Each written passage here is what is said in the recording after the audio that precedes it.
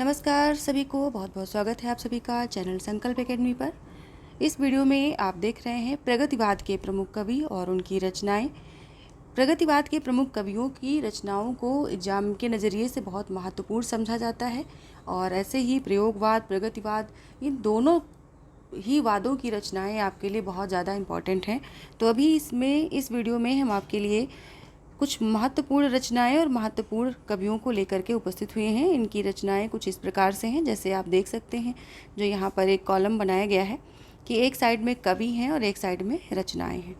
तो बात करेंगे यहाँ पर रामेश्वर शुक्ल अंचल की।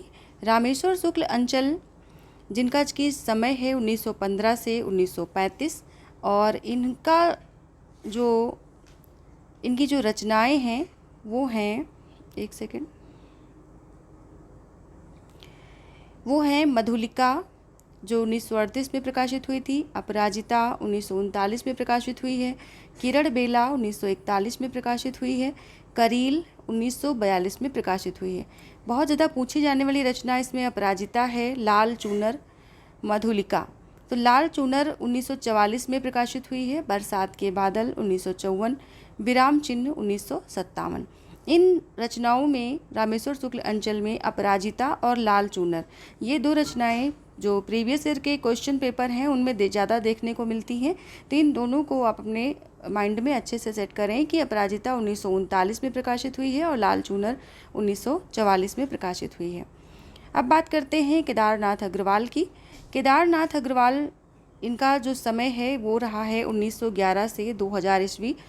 1911 से ये 11वीं शताब्दी में जाने जाते हैं, मतलब 1911वें के दशक के हैं। तो इस पे क्वेश्चन बनता है कि उस समय के 4 कवि लगभग इसी 1911 के सन के हैं। जैसे आप नागार्जुन को भी देख रहे हैं, इसी समय के थे, तो इन पर भी क्वेश्चन बनते हैं। इनका बहुत फेमस सन है ये, इसे भी पूछा जाता है। इनकी रचना है फूल नहीं रंग बोलते हैं, बहुत फेमस रचना है और ये पूछी भी जाती है। तो फूल नहीं रंग बोलते हैं 1965 में ये प्रकाशित हुई थी। नींद के बादल, युग की गंगा, ये रचना 1947 में प्रकाशित हुई थी। और लोक और आलोक, आग का आईना 1970 में प्रकाशित हुई थी। गुल मेहंदी, पंख और पतवार, हे मेरी तुम, ये बहुत ज़्यादा पूछी जाती है रचना। हे मेरी तुम, हे मेरी तुम, मार प्यार की थापे, ये दोनों रचनाएं 1981 में प्रकाशित हुई थी। कहे केदार खरी खरी 1983 में प्रकाशित हुई थी। अपूर्वा, जमुन जल तुम, बोल बोल अबोल, जो शिलाएं तोड़ते हैं, पुष्पदीप, आत्मगंध, अनहारी, हरियाली, खुली आंखें, खुले डैने, पुष्पदीप आदि इनकी रचनाएं हैं केदारनाथ अग्रवाल की। केदारनाथ अग्रवाल की सबसे ज़्यादा पूछी जाने वाली रचना है फूल नहीं रंग बोलते हैं, हे मेरी तुम, नींद के बादल, युग की गंगा, गुल मेहंदी, आग का आईना। इन रचनाओं को आप अच्छे, और एक और जमुन जल तुम, ये वाली भी पूछी जाती है। इस तरह से हम इनकी अन्य रचनाओं के साथ यहाँ पर देख सकते हैं, अनहारी है, हरियाली है, खुली आंखें, खुले डैने हैं, पुष्पदीप है। पुष्पदीप 2 बार लिख गया है, लेकिन फिर भी इसको ध्यान रखना है। अगले कवि हैं नागार्जुन।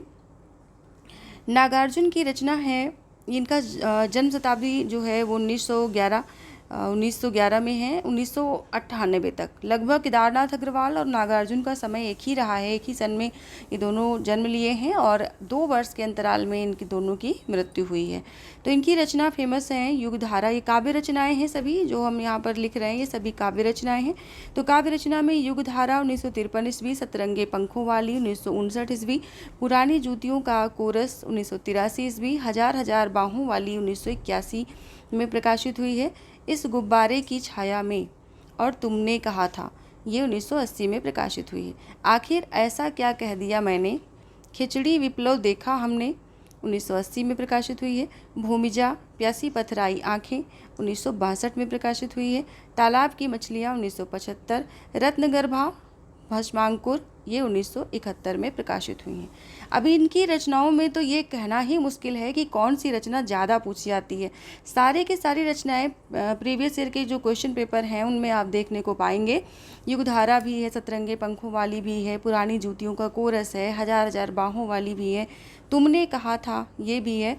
इसमें एक लाइन और जुड़ी होती, तुमने कहा था कि मैं सुंदर हूँ, ये पूरी रचना है और इसे भी पूछा गया है कई बार, भूमिजा प्यासी पथराई आंखें, बल्कि भूमिजा का वर्ड विषय भी पूछा गया है। तो इस तरह से इनकी रचना में तो हम ये कहने में थोड़ा असमर्थ हैं कि कौन सी पूछी जाती है और कौन सी नहीं पूछी जाती। अगले कवि हैं शिवमंगल सिंह सुमन। इनका जन्म सन है 1915 और 2002 इनका मृत्यु सन है 1915 से 2002। तो इनकी रचना है हिल्लोल, पर आंखें नहीं भरी, मिट्टी की बारात, एशिया जाग उठा है, जल रहे हैं द्वीप, जलती है जवानी और प्रलय। हिल्लोल ये और मिट्टी की बारात, ये दोनों रचनाएं इनकी अति महत्वपूर्ण हैं एग्जाम के नज़रिए से, शिवमंगल सिंह सुमन जी की। अगले कवि हैं त्रिलोचन शास्त्री। त्रिलोचन शास्त्री की रचना देखें तो 1917 में इनका 1917 से 2007 इनका जन्म वर्ष रहा है, जीवन काल रहा है। इनकी रचना है धरती 1945 में प्रकाशित हुई थी, दिगंत 1957 में, शब्द 1980 में, ताप के ताए हुए दिन 1980 में, उस जनपद का कवि हूँ 1981 में, अर्धान 1983 में, गुलाब और बुलबुल 1985 में, फूल नाम है एक 1985 में, चैती 1987 ईस्वी में, सबका अपना आकाश 1987 ईस्वी में, अमोला 1990 ईस्वी में। त्रिलोचन शास्त्री की रचनाएं हैं ये सारी, धरती, दिगंत, शब्द, ताप के ताए हुए दिन, उस जनपद का कवि हूँ, उस जनपद का कवि हूँ, ये ज़्यादा जो है धरती से संबंधित रचनाएं हैं। त्रिलोचन शास्त्री को वैसे भी धरती का कवि कहा जाता है, तो ये काफ़ी अच्छे जो है इनके निकनेम भी दिए गए हैं। अगले कवि हैं रांगे राघव। रांगे राघव का जन्म वर्ष 1923 और मृत्यु वर्ष 1962 है। इनकी रचनाएं हैं काव्य की अजय खंडहार 1944 में प्रकाशित हुई थी, मेधावी 1947 में प्रकाशित हुई है, पांचाली 1955 में, राह के दीपक, पिघलते पत्थर, ये इनकी रचनाएं हैं जिनमें अजय खंडहार और मेधावी, पांचाली ये इनकी पूछी जाने वाली रचनाएं हैं। तो प्रगतिवाद के जो कवि हैं महत्वपूर्ण, उनकी रचनाओं को हमने यहाँ इस वीडियो में लिया है। नेक्स्ट वीडियो में हम प्रयोगवाद के जो समस्त कवि हैं, उन सब के जो महत्वपूर्ण कवि हैं, उन सब की रचनाओं को लेकर के उपस्थित होंगे। और अभी के लिए इतना ही, आप सभी से विदा चाहती हूँ। नेक्स्ट वीडियो के लिए आप लोग इस चैनल को सब्सक्राइब करना ना भूलें। वीडियो अच्छी लगी हो तो लाइक शेयर ज़रूर करें। धन्यवाद।